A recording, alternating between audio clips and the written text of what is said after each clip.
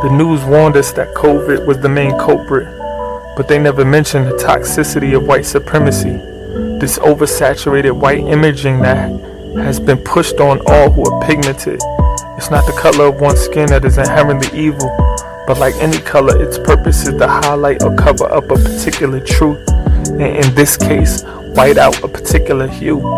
Yahushua, known as Jesus by many, has been known and portrayed as having white skin, when the truth is he was really of a darker tint. And God forbid that you mention that he was a black or a brown man. Then you hear responses like this: no, he was a Jew with an olive hue, or color doesn't really matter. But if that were true, why are people treated as less than their humanity?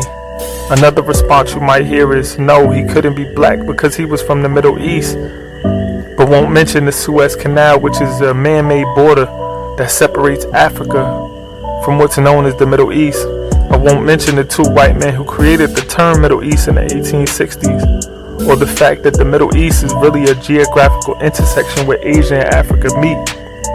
Furthermore, two continents that were once connected and had black royalty and black followers of the Messiah before the expansion of slavery in the British, the birthplace of the Hebrews, all of which points to the truth that Yahushua is an Afro-Asiatic Jew, the truth that would technically include him in the diaspora of blackness, or include the diaspora in him.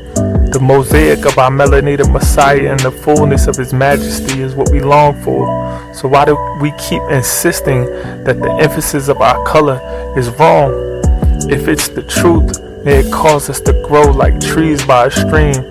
But don't get offended and make it want you to fight me or flee. And I don't share this to promote separation or a siege. I highlight this for the sake of our humanity, our dignity, and our history. Because black history didn't start with slavery. It started at the beginning of humanity. Yah's artistry and craftsmanship so evident. The truth of the lost children of Israel being black is heaven sent, much of which was whitewashed and then covered up under the guise of false unity, education, and religion.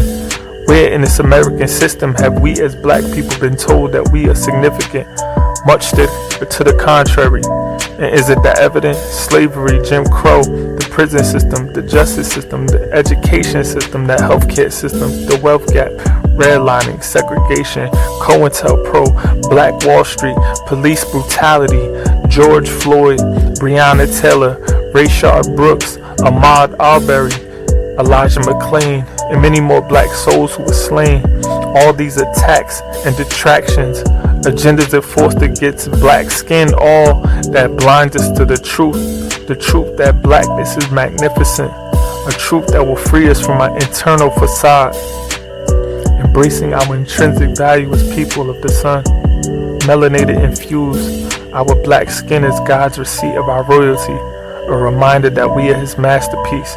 Seeing black people treated as mutually equal amongst ourselves, all people, especially white people, and not being hindered from creating generational equity and healing.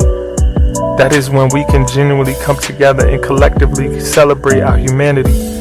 That is when we will no longer need to hear black or all lives matter, because it will be finally a reality. In the meantime, whether about protest, conquest, prayer, artistry, conversation, debate, or education, the basic yet magnificent value of blackness will be established over against an elite whiteness and oppression. And I'm glad to see the truth rising from the ashes. So let's collectively recognize that racism isn't about black or white. It's about those in power manipulating, killing our legacy. So if you have privilege, use it. A voice, use it. Influence, use it. Money, use it. To demonstrate what the truth is, that we all, including black people, are human.